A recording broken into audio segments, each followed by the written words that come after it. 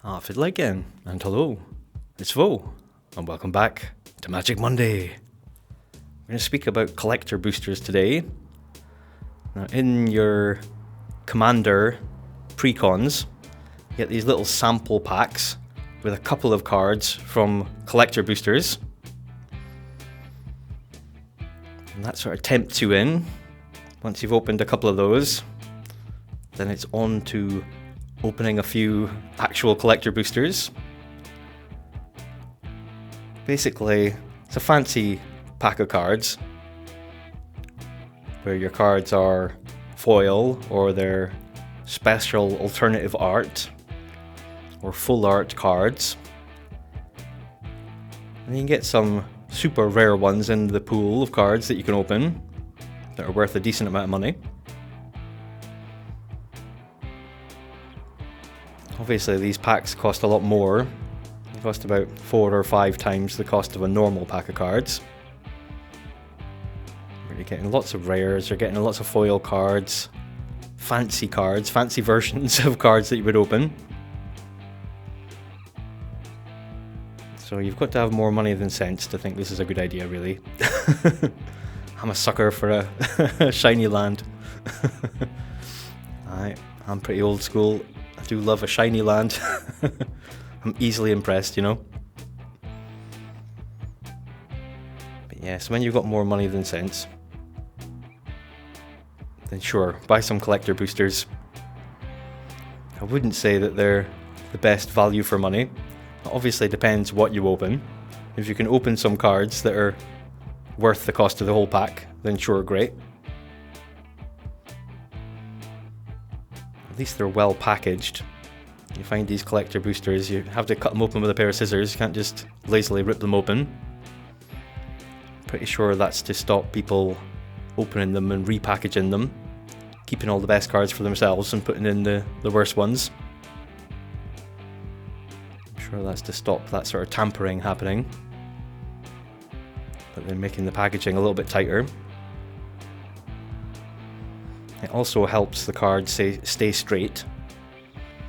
Classic problem with foil Magic cards is that they tend to go curly because the foil layer contracts at a different rate as the main cardboard layer. It causes some pull in the layers of the card. So yeah, it's good if you're buying a premium pack of foil cards.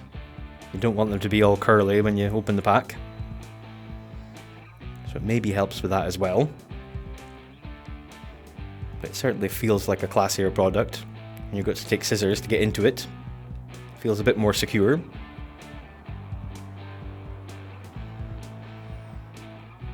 Yeah, I got a few different sets. I was getting collector boosters for about 6 months. Different chase cards in each one.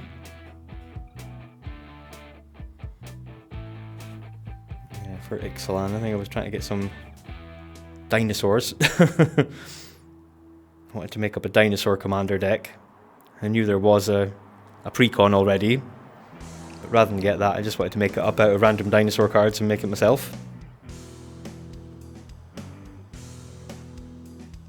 Yeah, for the Eldraine one, I was trying to find a Rhystic Study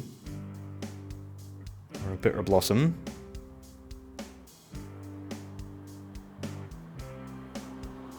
And the Bloomborough one, I was trying to find a Foxy Jace the Mind Sculptor. So you can look at the card pool, see which cards are available, and what you'd like to be aiming for. Cards that you'd like to open up, that are going to make it worthwhile purchasing the packets. But yeah, if you're in it to get value for money, yeah, probably not. Again, you have to be pretty lucky to come out on top, as it were. It's a good Jurassic Park land. Yeah, lots of random things they're throwing in. The universes beyond and things like that. Lots of different kind of cards you can be getting nowadays. This Roaming Throne, I got that several times. Different artworks and stuff. Seems like a decent card, so complaining to get multiple ones. It's good to get foil tokens as well. A sucker for a foil land, but yeah, foil token, fantastic. I have a foil waste somewhere, that's a great card. I am a sucker for foil cards. This product is pretty much aimed at me. People with more money than sense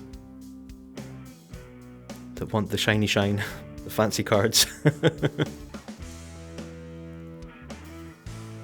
yeah, spoiler alert, I opened a bunch of cards and didn't find the chase cards that would pay for the whole experience. Yeah, if you can open a card that's worth 100 quid, then great. As long as you didn't open 5 packets to get there. So generally, if there is a single card that you're looking for, don't open a bunch of packs to try and find it. There are loads of websites that you can go to buy individual cards. Depends where you are in the world. There'll be places in your country that will be able to put together a little package for you. Go onto the website and then pick a whole bunch of cards, and they'll send them all to you in one package. That saves for postage and packaging if you can get them all from one place. Sometimes you're paying a little bit over the odds for your individual cards, but you're saving it back on packaging. There are also other sites like Card Market. It's a bit like an eBay for Magic cards. That you're seeing lots of different people who have the card that you want, and they're sort of competing with each other on price. That way you can get the card for the cheapest, but you're balancing that with how far away they are from you, how much you're going to have to pay for postage and packaging. So if you just want 1 or 2 cards, sure, go for that sort of thing. But if you want 10, 20, 30 cards, you're better going for one of these sites that have all the cards and you can get them all in one package. But just generally, if you know the card that you want, but it costs a decent amount of money, you'd be as well just shell out that money for that individual card. Because you can spend more than that money opening packs, trying to find the card and not finding it. Sure, you're going to get a bunch of cards, but at the end of the day, it's not the card you wanted. If you're looking for something specific for a deck, then you'd be as well just bite the bullet and buy the individual card.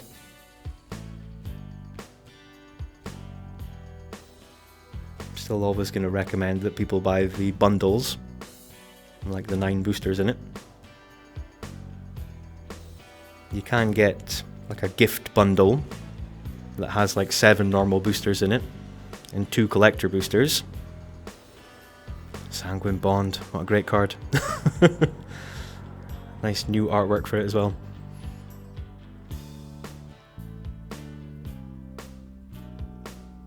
But yeah, you'd be as well get individual cards. If you like opening randomness, you know, you like just opening packs of cards and seeing what you've got, sure, go for it, but don't go overboard. Gift bundles, they're quite expensive as well. You're not really saving much money by getting the normal boosters with the 2 collector boosters. Don't think you're saving much than if you just bought the normal bundle and then 2 individual collector boosters on top. If you just got sort of 7 booster packs and 2 collector boosters, you might save a little bit on the gift bundle. But it's only about the same rate as you'd be saving on the normal bundle over getting the individual booster packs.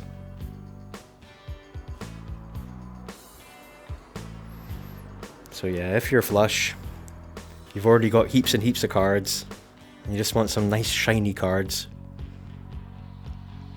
alright, collector boosters are good. You will get some nice things to look at. Pretty cards. But at the end of the day, a foil card is no more functional than a non-foil version. And another big factor is you need to have friends to play with. If you get a collection of cardboard and you've got decks that you've collected and you're building, you need to have people to actually play the game with. It's all very good having piles and piles of shiny cards, but not much use if you don't put them into a deck, sleeve them up, put them in a box, take them somewhere, round to a friend's house, play the game. Sure, it's good to whip out your foil rat token when you're playing with your mates, you know, good to show off with your fancy foil cards.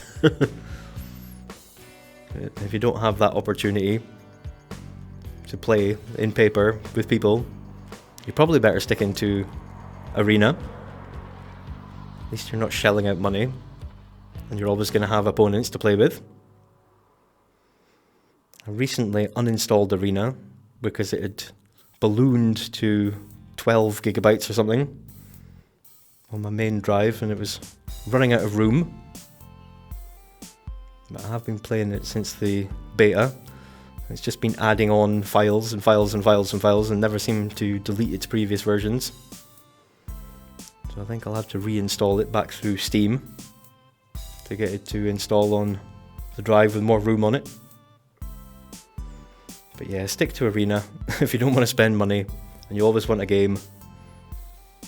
If you've got friends to play a game with, you want to play in paper, get one of the precons, get a Commander precon, play with your mates. And if you're getting tired of playing the same cards all the time, or you're losing all the time, you want to try and get an advantage, then sure, get a couple of extra packs and start taking things in and out of your pre-constructed deck. Start making it more your own. Yeah, if you're feeling flush, maybe get a collector booster. Show off some shiny cards to your friends. But yeah, don't get them only thinking about the prized card that you're wanting. You're wanting one card out of 150 that you might open. That's never been a good plan, to just open cards looking for specific things, or thinking that you're always going to get the value of the pack out of the pack, because that's just not the case. These ones were cheaper. This was like a werewolf set. Interesting. It cost less per pack. Rather than being about 25 quid, I think they were about 16 quid or something. Not sure if the shop just wanted to get rid of them. Or people thought that the set didn't have enough valuable cards in it. It wasn't selling very well. Yeah, it didn't matter to me. I'm just opening shiny cards. Didn't even really look up which cards were valuable in that set before I started opening it. Do have a werewolf deck somewhere, so why not?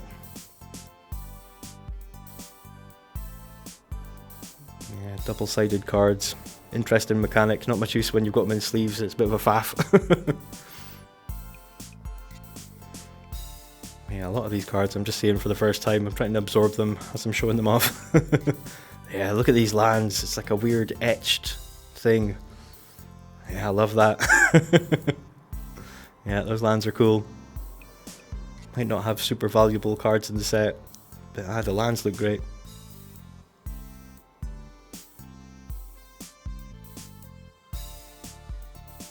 Yeah, just more cards to add to the piles of cards.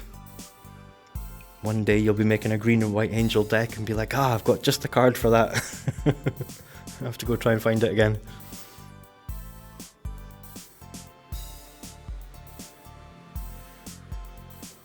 Yeah, opening random cards, it does help you evaluate cards. I think, hey, that could be totally busted in certain situations. Keep a hold of cards, not trade them away because you don't understand them. And wait for a time where it's going to be MVP.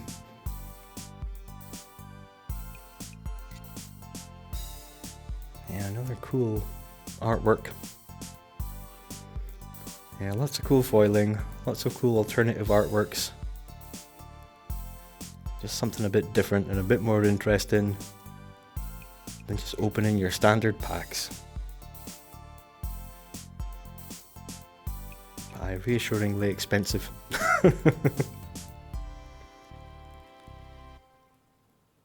That's about it. That's your collector boosters.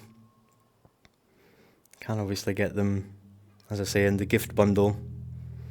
And you can get just a taste of them when you're buying your Commander precons. Get that little sample pack with a couple of the fancy cards in them. Sucker you in. Same way they suckered me in. Thankfully it was only a few months that I was getting these. Couldn't get them all the time.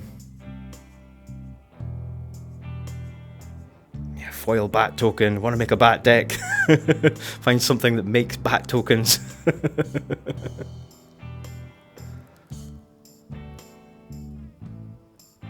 just run through these last ones. Maybe filmed about half the packs that I opened. Another thing for justifying buying all these packs. At least I can get a video out of it. It's money well spent on research for a video.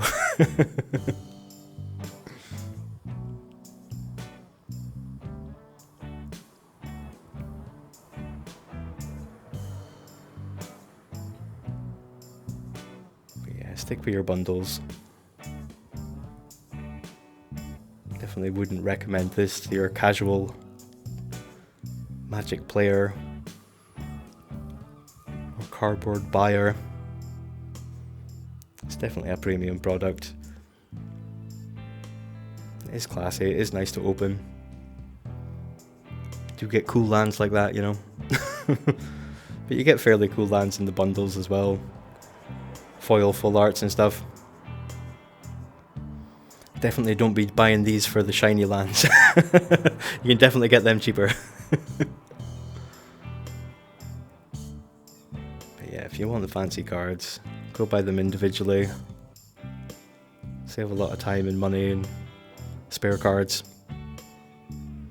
Again, it's all good if you've got a nice community of friends that you can trade cards with. People don't really rate the premiumness of a foil version of a card anymore. A lot of people don't want the foil version of the card, they just want the normal version. Because they want a whole set of them. They don't want one foil one and 3 normal ones and stuff. Certainly back in the day, foil version of a card to be worth more than the original one. That's not so much the case anymore. On these sites where you can buy singles, a lot of the time you see the foil one is about the same price. You know, there's not much difference in the price at all.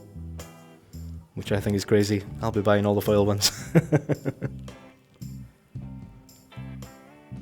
when I first started buying packs, it was pretty rare to get a foil card at all. Used to trade foil lands for rares. Because it was deemed that special. Yeah, use My Size or one of these apps that tells you the value of cards for making trades. It's another good piece of advice for you. We'll come back next time. Until then, do take it easy. I'll see you all in the next one.